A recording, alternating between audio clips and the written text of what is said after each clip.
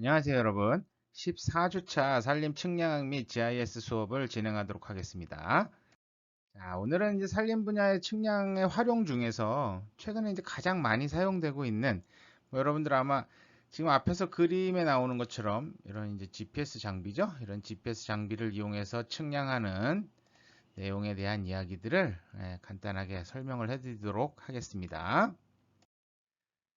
자, 리다 측량은요, 그 항공사진 측량하고 여러분들 원격 탐사 이야기 할 때, 그 다음에 드론 이야기 할 때 조금씩 섞어서 이야기를 했고요. 교재에서도 분량이 그렇게 길지는 않아요. 그래서 뭐이 부분은 촬영하는 장비가 카메라냐 아니면 전파를 이용하는 레이더냐의 차이만 있다라는 생각을 가지시고요. 바로 이제 GPS 측량으로 넘어가도록 하겠습니다. 자, GPS 측량인데요. GPS, 글로벌 포지셔닝 시스템이라는 용어를 사용을 하죠. 자, 뭐 이제 글로벌 포지셔닝 시스템의 약자입니다. GPS가 보통 우리말로 이제 돌리면 뭐 위성을 이용한 범세계 측위 시스템 정도, 굉장히 뭐 복잡한 듯하지만 결국은 뭐 글로벌 세계 포지셔닝 위치 시스템 뭐 이 정도로 해석이 될 겁니다. 뭐 초기에 최초에는 군사적인 목적으로 실시간 위치 측정 시스템으로 개발이 되었습니다. 결국은 전쟁을 하는데 위치를 정확히 파악하고 또 포격을 하고 뭐 이런 것들 할 때 이제 써먹기 위한 방법 중에 하나겠죠. 그다음에 또 하나가 이제 그 1, 2차 대전을 겪으면서 우리 편의 위치가 어디 있는지를 못 찾는 것도 굉장히 이제 문제였었어요. 그러니까 해군에서 해전을 하는데 뭐 항공모함이라든가 커다란 배들이 내가 현재 어느 위치에 있는지 파악도 잘 안 되고요. 폭풍우가 몰아치거나 뭐 이러면은 이제 유감 관측이 불가능하다 보니까 이제 이런 것들이 문제가 돼서 최후기에는 이제 뒤에서도 아마 설명을 드릴 텐데요. 네. 어, 해상에서 활용하기 위한 목적으로 해군에서 개발이 됐었습니다. 그러다가 이제 미군 전체에서 사용하는 형태로 GPS라는 이름으로 바뀌게 되죠. 자, GPS 위성에 위치 및 속도를 제공해서 사용자의 위치라든가 속도, 시간을 정확히 계산할 수 있도록 해주는 시스템이 됩니다. 그래서 여러분들 자동차에서 요즘 뭐 편안하게 쓰는 내비게이션들 굉장히 많습니다. 그죠? 뭐 스마트폰에서도 뭐 티맵 같은 것도 여러분들 이제 활용하시는 분들도 있을 거예요. 이게 이제 바로 GPS 신호를 받아서 내 위치를 실시간으로 알려주는 거죠. 자, 광학 장비에 의한 위치 측정 방법의 단점을 이제 해결하게 되는 거죠. 결국은 상호 가시성, 기상 조건 및 시간의 제한이라든가 거리의 제한을 해결을 할 수가 있는 부분이 될 것 같습니다. 그래서 뭐 지도 제작이라든가 GIS DB 구축이라든가 이런 데 뭐 반드시 필요한 부분들이 되고 있죠. 과거에는 소수의 전문가들만 사용하고요. 상당히 고가였습니다만 지금은 이제 가격도 상당히 저렴해지고요. GPS의 오차나 정밀도도 상당히 이제 보완이 된 상태가 됩니다. 그래서 뭐 항공기라든가 선박, 자동차 등의 내비게이션 장치에 주로 이제 많이 사용되고 있죠. 여러분들 스마트폰에도 기본적으로 들어가 있습니다. 그다음에 태블릿 PC 같은 데서도 상당히 많이 활용되는 추세고요. 뭐 요즘 시계 같은 경우에도 뭐 스마트폰이 아니라 이제 스마트워치 이런 데도 들어가 있고요. 그다음에 이제 측량용 고정밀 GPS라든가 무인항공기 등에도 GPS가 설치가 돼서 우리가 이제 사용을 하고 있다라고 보시면 될 것 같습니다. 자, 그럼 이런 이제 GPS의 장단점에 대해서 한번 살펴볼게요. 먼저 이제 GPS의 장점입니다. 3차원의 위치, 속도, 시간의 정확한 측정이 가능합니다. 이게 이제 인공위성에 원자시계가 탑재돼서 올라갔어요. 뒤에 이제 인공위성, 이제 GPS 위성에 대한 이야기들을 좀 할 텐데요. 이 GPS 위성 안에 원자시계가 들어가서 정확하게 시간을 측정하고 보정을 하고 있습니다. 그러다 보니까 거기에서 신호를 받아서 우리가 작업을 하니까 정확한 시간 측정이 가능하겠죠. 자, 그다음에 이제 지상시설의 정비가 거의 불필요합니다. 지상시설은 뭐 크게 필요한 게 없어요. 이제 관리를 위한 센터 정도가 필요할 정도고요. 우리는 그냥 신호를 받아서 사용합니다. 그다음에 이제 대부분이 이용요금 없이 무제한 사용 가능합니다. 그래서 뭐 GPS라든가 글로나스라든가 베이두라든가 이제 갈릴레오도 있어요. 유럽연합에서 올라간. 뒤에서 요 세 부분은 이제 세부적인 걸 이야기를 할 텐데요. GPS는 미국, 이제 글로나스는 러시아, 베이두는 중국, 그 다음에 갈릴레오 시스템은 유럽연합. 우리나라도 포함이 됩니다. 이제 돈을 냈으니까. 자, 요런 이제 활용을 하는데 이용 요금 없이 무제한 사용 가능해요. 이제 초기에는 GPS 뿐이었죠. 러시아에서 이제 대응하기 위해서 글로나스 시스템을 만들게 되고요. 그다음에 이제 이게 어느 순간에 꺼질지 모르는 거죠. 전쟁이 나면은 적도 GPS 신호를 받아서 미국이 아닌 미국의 적이 GPS 신호를 받아서 활용한다. 말도 안 되죠. 그래서 이제 재밍을 하거나 아니면은 이제 SA라고 그래서 네, 오차 코드를 집어넣어 버려요. 인위적으로. 그러면 이제 그 암호화하는 거죠. 그렇게 되면 이제 위치가 엉뚱한 대로 나온다거나 GPS가 작동을 못한다거나 이런 상황들이 발생하게 됩니다. 자, 뭐 어쨌든 24시간 연속적인 서비스를 제공하고 있고요. 전 세계적인 공통 좌표계로 WGS84 좌표계를 사용을 합니다. 여러분들 아마 뭐 측량학 처음 시작할 때 지도 이야기할 때 얘기했던 부분들이에요. 단점입니다. 단점으로 보면 위성이 보이지 않는 곳은 이용이 불가능합니다. 그러니까 이게 신호를 받는 거지만 직선으로 받아야 됩니다. 그러니까 어디 벽에 부딪히거나 반사되는 신호를 받아서는 정확한 측정이 불가능하죠.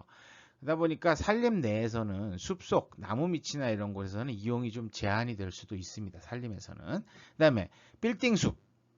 아주 높은 고층 빌딩들이 있는 아파트 단지 사이나 이런 곳은 GPS가 잘 안 터지는 수도 있어요.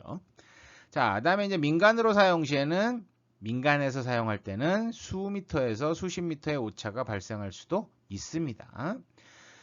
그래서 여러분들 아마 도심에서 그 내비게이션을 켜고 운행하실 때 가끔 보면은 제가 그 이제 신호등에 걸려서 섰다 갔다를 반복하다 보면 나중에 제가 엉뚱한 곳에 가 있거나 저는 계속 직진을 해야 되는데 길을 몰라요. 유턴을 하래요. 내비게이션이 이제 제가 다른 길에 있다고 생각하고 그래서 정말 유턴을 했더니 아닙니다. 제대로 가는 게 맞았어요.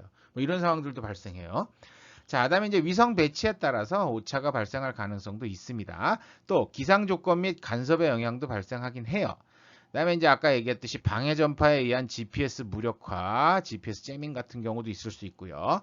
그다음에 GPS를 관리하는 미국에서 직접 오차를 집어넣을 수도 있어요. 인위적으로. 과거에 그랬어요. 일반인들 사용하지 못하게 위치 오차를 집어넣어서 사용을 해서 한 100m 이렇게 차이 나는 오차를 가지고 있어서 이 오차를 어떻게 해결할까 막 연구하던 시대도 있었습니다. 자, 그럼 이제 GPS 역사에 대해서 한번 알아보겠는데요. 모든 첨단 장비는 결국은 군사 목적으로 개발이 되죠. 그래서 원래 GPS는 미국 국방부에서 군사 목적으로 개발이 됐습니다. 그래서 GPS 개발 전에는 융단 폭격을 할 때 정확도가 굉장히 떨어져요. 효율성이 그러니까 굉장히 낮죠. 예전에 아마 여러분들 그런 영화, 전쟁 영화 보셨을 거예요. 2차 대전이나 이때 영화들 보면은 네. 어때요? 그 미사일을 발사하기 위해서 그 뭐라 그럴까요? 폭격수라고 그래야 되나요? 하여튼 그 군인이 렌즈를 통해서 밑을 내려다보면서 네, 계산식이 있어요. 뭐 고도가 얼마고 바람이 어느 때 어느 정도 불고 내가 어느 속도로 갈 때는 어느 지점에서 떨어뜨려야지 원하는 곳에 떨어뜨릴 수 있다. 뭐 이런 이제 거에 의해서 감에 의해서 떨어뜨리는 거죠. 그러다 보니까 제대로 맞출 수가 없어요. 그러니까 거의 융단 폭격을 하게 되는 거죠. 근데 이제 레이저 유도 폭탄 같은 경우가 있어요. 이 레이저 유도 폭탄은 또 어떤 문제가 있을까요? 분명히 정확한 정밀한 핀포인트 공격이 가능하지만 누군가가 레이저를 유도를 해줘야 되죠. 여러분들 아마 뭐 이런 영화에서 보셨을 거예요. 그 특수한 뭐 그 망원경 같은 장비를 이용을 해서 네, 목표물을 계속 보고 있죠. 그러면 미사일이 와서 떨어집니다. 근데 이제 그러면 발견될 확률이 상당히 높아요. 그러니까 파일럿이라든가 조준자의 시각, 지형, 날씨의 영향을 크게 받고요. 외부 조건의 영향을 받지 않는 폭탄의 필요성이 대두가 됩니다. 그래서 GPS를 이용한 유도 폭탄이 개발이 되죠. 그래서 걸프전, 이라크 전쟁 때, 아프가니스 전쟁 때 이 가치를 증명하게 됩니다. 그래서 GPS 항법 장치가 장착된 무인 항공기를 이용한 또 정찰 및 공격으로도 발전이 되게 되죠. 사진 보면 이제 이런 형태예요. 그래서 각종 미사일 유도용 레이저 조준기입니다. 지금 보면 이제 뭐 미군에서 사용하는 이런 이제 레이저 조준기예요. 그럼 이 조준기로 지금 목표물을 계속 시준하고 있고 이제 자 락원 영화에서 아마 보셨을 거예요. 그러면 이제 뒤에서 전투기가 샥 지나가면서 미사일을 딱 쏘고 가면 그 미사일이 정확하게 목표물을 때리는 거죠. 근데 누군가 이 지금 조준하고 있는 병사를 지켜줘야 됩니다. 그렇지 못하면 이제 큰일 나는 거죠. 그게 불편하죠. 그 다음에 이제 그거보다 조금 나아진 기술이 이제 이 랜턴 기술입니다. 그 우리나라도 이제 F-15K를 가지고 들어오면서 이 랜턴을 설치를 했어요. 근데 이 랜턴 같은 경우는 봉인이 돼 있어서 우리가 뜯어보지 못하게 아예 딱 해놨어요. 미국이 주면서 요것들이 뜯어보고 기술을 유출하면 어떡하지? 그래서 이런 장비, 첨단 장비에 대한 보안이 철저합니다. 근데 이제 이게 나중에 점검할 때 정비 이제 그 시계에 미국이 보더니 봉인이 뜯어져 있다. 그래서 뭐 난리가 났었습니다. 나중에 이제 보니까 뭐 결론은 이제 뭐 미국 측이 최초에 이 랜턴을 보낼 때 봉인을 제대로 안 했다라는 걸로 이제 결론이 나긴 했는데요. 뭐 어떤 게 정답인지 잘 모르겠습니다. 그럼 이 랜턴이 하는 일이 뭐냐? 우리가 목표물을 락온을 하면 이 랜턴이 계속 조준을 하고 있는 겁니다. 비행기는 지나가더라도. 그러면 미사일은 발사돼서 이 조준하고 있는 곳으로 이제 향해서 공격을 하게 되는 거죠. 그래서 이제 비행기는 바로 그 지역을 이탈해서 위험에서 이제 멀어질 수가 있겠죠. 근데 이제 너무 빨리 이탈하면 또 안 되겠죠. 조준 거리가 있을 테니까. 뭐 어쨌든 이런 랜턴도 있었어요. 그러다 나온 게 지금 보시는 이제 이런 GPS 유도 폭탄 같은 것들이 만들어집니다. 뭐 완전히 뭐 JDAM 같은 것들 이제 되죠. 그래서 대부분 미사일들이 폭탄이 이제 뭐 미사일을 개발하면 너무 비싸요. 그러다 보니까 이제 GPS 킷만 달아서 이렇게 활공할 수 있게 만들어서 이제 목적지에 폭격할 수 있는 이런 이제 기술들이 개발이 돼요. 기존에 만들어 놓은 폭탄들이 너무 많거든요. 그러니까 이제 그 폭탄에다 설치를 해서 간단하게 개조 키트를 달아서 이게 유도 폭탄으로 이제 되는 그 목표물을 찾아갈 수 있도록 만드는 이런 이제 기술들을 이제 하게 되죠. 그래서 실제로 이제 그 걸프전에서도 이런 것들이 상당히 많이 사용이 됐습니다. 이라크에도 뭐 전투기, 탱크, 미사일 등 각종 무기가 있었어요. 군사 강국 중에 하나였습니다. 중동에서. 근데 뭐 초라하게 한 달 안 걸렸죠. 끝났어요. 대개 이제 이런 이라크 전쟁 같은 경우 우리가 전자전이라고 불릴 만큼 각종 첨단 무기가 총동원되죠. 그래서 이제 처음에 우리가 전자전기가 접근을 해서 적의 레이더가 작동을 하면 그 레이더를 향해서 자동으로 미사일을 발사합니다. 폭파하죠. 이제 레이더가 폭파되고 나면 뭐 그때부터는 이제 들어가서 이런 GPS 유도 폭탄 같은 것들을 떨어뜨려서 완전히 마비시키는 그런 역할들을 이제 수행을 하게 됐었습니다. 자, 뭐 군사용으로 사용되던 건데요. 어느 순간인가 민간의 GPS 사용을 개방을 하게 됩니다. 미국이 GPS 정밀도를 제한하기 위해 도입했던 SA, Selective Availability, 이게 선택적 유용성을 해제를 하게 되는데요. 2000년도에 빌 클린턴이 해제를 합니다. 그럼 이게 이제 이 해제하게 됐던 이유 중에 우리나라가 포함이 돼 있어요. 과거에 이제 여러분들 칼기 격추 사건 여러분들은 모르실 거예요. 근데 이제 뭐 들어보신 적은 있을 거라고 생각이 되는데요. 이 칼기 격추 사건 때문에 그 전까지는 우리가 이제 다른 항법 시스템들을 이용을 해서 비행을 하죠. 비행기 항법사가 따로 한 명이 더 타고서 이제 진짜 방향하고 이런 것들을 맞춰가면서 이동을 합니다. 대개 이제 뭐 라디오 전파를 여러 이제 그 공항에 라디오 전파를 받아서 이제 삼각 측량을 해서 내 위치를 계략 계산해서 방향을 보고 가는 이런 형태가 돼요. 그러다 보니까 잘못하면 코스를 벗어나서 뭐 그 칼기 격추 사건이 대부분 그랬어요. 러시아 공역에 들어가는 바람에 러시아기가 이제 그땐 소련이죠. 소련기가 출격을 해서 추락을 시켰다라고 얘기를 하는데요. 뭐 어쨌든 이런 문제점들 때문에 이제 FAA죠. 이제 미국 항공기구에서 이제 이제 요청을 하게 됩니다. GPS를 쓰면 굉장히 안전하게 우리가 비행을 할 수 있을 것 같다. 도와주세요. 그래서 빌 클린턴이 SA 코드를 해제합니다. 그래서 이제 원래 이제 GPS 신호가 여러 가지가 있어요. 그래서 이제 군사용으로 사용하는 용도 따로 있고요. 이건 아직도 락이 걸려 있고요. 그다음에 이제 뭐 일반 GPS 이제 어느 정도의 수미터에서 수십 미터의 오차가 발생하는 신호지만 그래도 뭐 아니 그 태평양을 넘어가는데 수십 미터 오차는 굉장히 적은 거죠. 그래서 이제 그런 부분들을 활용할 수 있게 이제 해줍니다. 그래서 이제 수십 미터의 오차, 뭐 수백 미터였어요. 이게 10m 이내로 정밀도가 크게 높아지면서 자동차 내비게이션이라든가 이런 민간 항법 장치도 본격적으로 발달하게 되고요. 현재 이제 전 세계에 무료 개방되어서 많은 국가에서 활용되고 있습니다.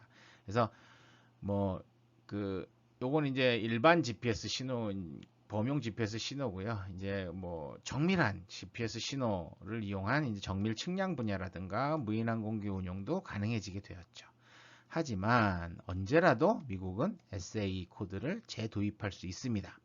그러다 보니까 유럽연합이라든가 중국, 뭐 일본, 인도 이런 일부 국가에서 이제 독자적인 위성항법 시스템 개발을 하기 위해서 노력들을 하게 되죠. 자,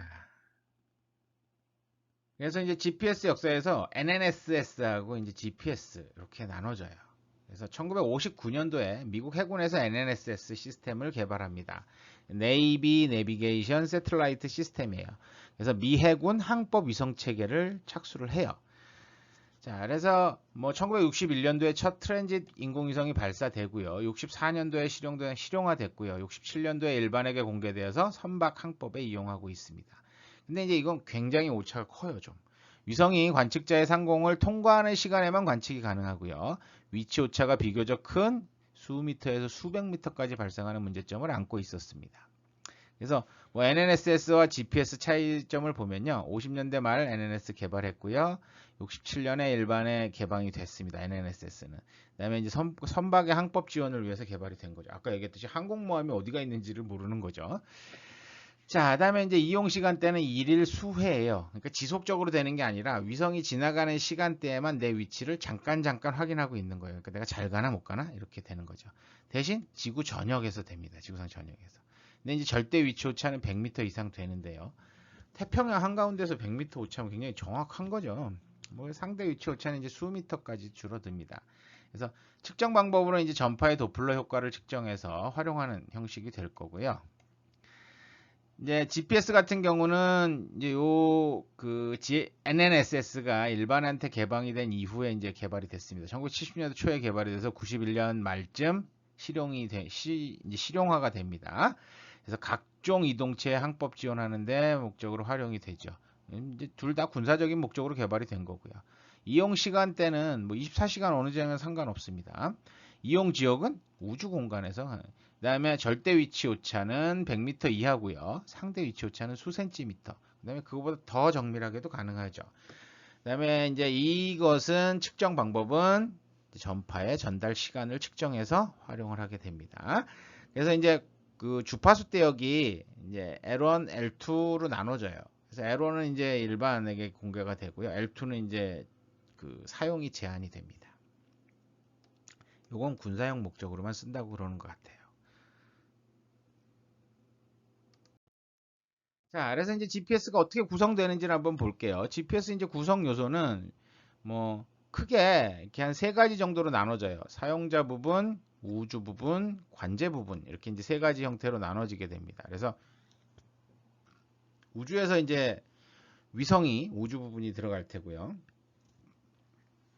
그 다음에 이 위성들이 제대로 정 위치에 제 시간에 이렇게 이동하고 있는지 확인하고 관리하는 관제 부분이 필요할 테고요. 이 신호를 받아서 우리가 이제 위치를 활용하는 사용자 부분들로 나눠질 수가 있겠습니다. 자, 그래서 이제 뭐 우주 부분부터 볼게요. 우주 부분부터 보면요. GPS 위성은 이제 한 30개 정도 지구 공간에 올려놨습니다. 우주에다 올려놨어요. 네, 뭐 이제 30개 뭐 이 정도 돼요. 기본적으로 이제 기본으로 우리가 활용하는 게 24개고요. 기본적으로 24개. 예비로 운용하는 게 3개입니다. 그 다음에 정말 순수 예비 위성이 있어요. 3개가 있습니다. 그래서 기본 운용 위성이 24개가 작동을 하고 있고요. 그중 이제 그 외에 3개가 예비 운용 위성으로 네, 뭐라 그럴까요? 서포트를 하고 있습니다. 그 다음에 정말 순수 예비 위성은 뭐냐면 하나도 안 쓰고 그대로 올라가서 있는 거예요. 그럼 얘는 뭐 하고 있냐면 자고 있어요. 그러다가 이 24개나 3개, 이 27개 위성 중에 문제가 생기는 위성이 있을 때 그 위성을 대체하는 목적으로 활용이 되고요. 이렇게 이제 예비 위성이, 순수 예비 위성이 활용될 경우에 지상에서 다시 순수 예비 위성을 하나 쏴 올리는 이런 형태로 이용을 한다고 얘기를 합니다. 자, 보통 이제 6개의 궤도면을 만들어요. 그래서 4개씩, 4대씩 분포를 해서 어디에서나 최소 6개의 위성을 관측할 수 있도록 세팅을 해놨습니다. 태양광으로 작동을 하고요. 보통 한 수명이 8에서 10년 정도 돼요. 그러다 보니까 계속 올리고 내리고를 반복하겠죠. 네. 그래서 실제로 우리가 위성을 뭐 아까 얘기했듯이 91년도에 이제 상용화가 됐잖아요. 그러다 보니까 이제 그때부터 한 10년, 8에서 10년마다 계속 위성을 쏴 올리면서 관리를 하고 있다라고 보시면 될 것 같습니다. 자, 이번엔 관제 부분입니다. 자, 지구 전체에 이제 24개, 그다음에 예비 3개, 뭐 이제 순수한 예비 3개, 이렇게 한 30대 위성들이 떠 있다 보니까 이것들을 관리를 해야겠죠. 그래서 이제 지상 제어국이 설치가 됩니다. 그래서 GPS 위성의 움직임을 항상 추적하고 있고요. 궤도 정보랑 시계 오차를 계산을 해서 보정을 합니다. 그럼 이제 갱신된 정보를 GPS 위성으로 전송해 갖고 위성이 제대로 된 신호를 보낼 수 있도록 만들어 주겠죠. 위성에 탑재된 각종 기기들의 동작 상태를 점검하고요. 뭐 위성의 원자식의 오차도 점검을 합니다. 그래서 주 관제소는 콜로라도 스프링스에 있습니다. 미국에 있겠죠. 그다음에 이제 감시국으로 하와이, 남대서양의 어센션 섬, 남인도양의 디에고 가르시아 섬, 그다음에 마샬 군도 이렇게 4군데에다가 장비를 설치를 해서 관리를 하고 있다라고 보면 됩니다. 자, 그다음에 이제 사용자 부분으로 넘어가면 여러분들 스마트폰 뭐 다 이런 거예요. 그래서 GPS 수신기는 GPS 위성의 신호를 수신하는 안테나, 시계, 신호를 처리하는 소프트웨어, 이를 출력하는 출력 장치 등으로 이루어져 있는데요. 여러분들 안에 이제 작은 칩 하나가 설치가 돼서 이걸 다 처리를 해주는 거죠. 그다음에 이제 소프트웨어는 프로그래밍 되어 있는 거고요. 그죠? 여러분들 화면에 처리가 돼서 보여지는 형태들이 됩니다. 그래서 이렇게 뭐 내비게이션도 쓰고요. 드론 활용할 때도 쓰죠. 지금 보시는 드론 같은 경우는 이제 RTK 드론이라 그래서 정밀한 측량용으로 활용할 수 있을 정도로 오차가 수 센티미터 이내, 뭐 거의 ppm 단위까지 나오는 이런 장비들을 활용하게 됩니다. 그래서 이렇게 기존에 베이스로 GPS 안테나를 하나 세워 놓고요. 그다음에 드론 위에 있는 GPS를 이용을 해서 뭐 스태틱 이제 그러니까 후처리든가 아니면은 리얼타임 실시간이든가 이렇게 이제 활용하는 들이 이제 RTK 드론이 되겠습니다. 자, 그럼 이제 이런 GPS 측위의 원리를 한번 알아보도록 하겠습니다. GPS가 어떻게 이제 저기를 하냐. 근데 가장 이제 중요한 게 위치 결정의 7단계를 활용을 합니다. 그래서 거리 측정 방식에 의한 삼각법을 이용을 합니다. 코드를 이용해서 위성과 수신기 간의 거리를 측정하게 돼요. 그래서 그 코드를 삽입을 해서 위성에서 나오는 신호에 코드가 삽입돼 있어서 이 받는 이제 그 간격을 확인을 해서 몇 초, 거리 얼마 딱 이렇게 나오는 거죠. 자, 최적 배치의 위성을 추적하게 되고요. 삼면법, 우리가 이제 삼각 측량법을 기초로 추기를 합니다. 그래서 수신기와 위성 간의 거리를 측정을 하고요. 4개 이상의 위성을 이용해서 경위도 및 고도, XYZ를 계산합니다. 보통 여러분들 이제 범용 GPS 많이 사용하는 게 이제 가민 거 같은 거 이런 건데요. 이런 GPS 보시면 보통 그 3개, 위성 신호를 3개 이상 받으면 XY가 거의 맞아요. 그 다음에 이제 4번째 위성이 추가되면서부터 이제 Z 값이 나오기 시작합니다. 높이 값이. 그 다음에 위성 수가 많아지면 많아질수록 정밀하게 오차가 줄어드는 거죠. 그래서 이제 뭐 GPS 수신기의 시간도 보정을 해요. 그래서 여러분들 GPS를 오랫동안 꺼놨다 키면 위치가 잘 맞지 않습니다. 오랫동안 그 멍텅구리가 되어 있기도 해요. 전화기도 마찬가지입니다. 전화기를 항상 켜놓으면 여러분들이 스마트폰이 항상 기지국하고 연결이 되어 있죠. 그래서 계량 내 위치가 어느 정도 알고 있어요. 특히 스마트폰 같은 경우는 빠르게 측정을 하기 위해서 내 위치를 AGPS라는 이제 기능을 이용을 해요. 그래서 이건 뭐냐면은 기존의 그 기지국 있죠. 전화 기지국 하고의 통신을 통해서 계량 내 위치를 어디쯤인지를 표현을 하고 있는 거죠. 오차는 코드. 그러고 있다가 GPS 프로그램이나 GPS를 사용하는 앱을 사용하게 되면 이제 GPS 신호를 받을 때 이제 내 위치를 빠르게 내 위치 주변에 있는 위성들을 선택을 해서 신호를 받는 이런 형태가 됩니다. 그래서 이제 궤도 정보로 위성 위치를 확인하게 되고요. 뭐 이제 전리층 및 대류층 오차 보정하는 이런 것들은 이제 소프트웨어적인 기술입니다. 이런 것들을 이용을 해서 우리가 치기를 하게 된다라고 보시면 됩니다. 그래서 실제로는 이제 이런 형태가 되겠죠. 네, 뭐 GPS 위성 이제 A, B, C, D가 있어요. A, B, C, D를 받게 되죠. 그래서 거리 A, 거리 B, 거리 C를 계산하게 되고요. 그다음에 이제 D의 위성으로부터 이제 시간 오차를 보정을 해서 내 위치를 계략 계산하는 이런 형태라고 보시면 됩니다. 그래서 3차원에서는 4개의 구가 겹치는 부분에서 위치를 우리가 이제 찾아내게 되는데요. 지구 표면 자체가 한 개의 구 역할을 하기 때문에 3개의 GPS 위성이면 원리적으로는 위치를 결정할 수 있습니다. 하지만 이것만으로는 실제로 거리를 정확하게 계산할 수는 없습니다. 그래서 GPS 위성과 GPS 수신기의 거리는 위성에서 보내는 전파의 도달 시간을 바탕으로 계산하게 되고요. 위성에 장착된 시계와 수신기에 장착된 시계가 일치하지 않아서 오차가 발생하기도 합니다. 그래서 4개 이상의 GPS 위성에서 전파를 수신해야 정확한 위치를 파악할 수 있다라고 이야기를 합니다.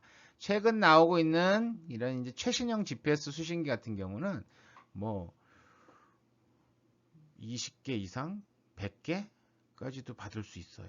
물론 이제 이렇게 위성 수신, 그러니까 뭐 아까 올라간 위성이 몇 개 없는데 어떻게 그렇게 많이 받아라고 얘기를 할 수 있죠. 하지만 아까 뭐냐 말씀드렸어요. 미국 GPS, 글로나스 러시아, 베이두 중국, 그죠? 그다음에 이제 갈릴레오 유럽. 네. 이게 다 올라가 있잖아요. 한 20, 30대씩 올라가 있어요. 이게 다 합치면 100대 정도 되죠. 그러다 보니까 이 중에서 이제 신호를 받을 수 있는 것들을 받아낼 수 있도록 다양하게. 그다음에 이제 앞으로까지도 걔는. 그래서 이제 GPS의 가격은 네, 수신하는 위성의 종류에 따라서 달라집니다. 그러니까 뭐 미국에서 지금 띄워놓은 GPS 위성의 신호만 받을 수 있다. 비교적 이제 가장 저렴하죠. 거기에 이제 글로나스 신호도 받을 수 있다. 조금 더 비싸요. 베이두 신호도 포함된다. 더 비싸요. 그다음에 이제 갈릴레오도 포함한다. 굉장히 비싸요. 대신 점점 정밀하게 이제 측량이 가능해진다라고 보시면 될 것 같아요. 결국은 근데 이제 여러분들 아마 내비게이션 써보셨을 거예요. GPS 신호를 받아서 내 위치를 실시간으로 보여주죠. 근데 터널을 통과하고 있는데도 나와요. 그죠? 여러분들 이렇게 내 점이 움직이고 있는 게 보여요. 그러면 이렇게 일시적으로 GPS 신호를 받을 수 없는 터널과 같아서는 어떻게 위치값을 구하냐? 이럴 때는 추측항법을 이용을 하게 됩니다. 그럼 추측항법이 뭐냐면 GPS 신호가 끊기기 전의 위치값과 수신기의 방향, 속도 등을 연관시켜서 현재 수신기의 위치를 계략 추산하는 방법이 됩니다. 그러다 보니까 터널이 너무 긴 곳에서 제가 만약에 속도를 줄였다 늘렸다 해갖고 이렇게 달라지잖아요. 그러고서 내가 터널 밖으로 나오면 점이 갑자기 이렇게 휙 앞으로 갔다 뒤로 갔다 이렇게 움직이는 것들 보실 수가 있어요. 여러분들 뭐 조심해. 운전하다가 그거 쳐다보면 굉장히 또 위험하니까 네, 옆에서 조수석에 앉았을 때 한번 보시면 그렇게 됩니다. 자, 그래서 이제 일반 측량 여러분들 앞에서 배웠던 거에 똑같은 후방교회법이에요. 그래서 위성에서 수신까지 거리를 측정한다고 아까 말씀드렸죠. 그래서 3차원 위치 결정하는데요. 재래식 측량 방법으로는 우리가 후방교회법입니다. 제가 지금 측량 장비를 설치한 이 위치를 몰라요. 근데 알고 있는 점 3개는 있어요. 그럼 이 각각의 점의 각도와 거리를 알고 있으면 거꾸로 역산해서 이 세 점의 교점이 제 위치가 됩니다. 요거죠. 이렇게 계산하시면 돼요. 그래서 미지점에 다수의 기지점까지 거리를 관측하고요. 미지점의 좌표를 결정하는 방법이 후방교회법이죠. 그래서 우리가 거꾸로 생각하면 위성을 기지점, 알고 있는 지점이 되는 거죠. 수신기를 미지점, 모르는 지점이 되는 거죠. 이렇게 해서 우리가 할 수가 있다.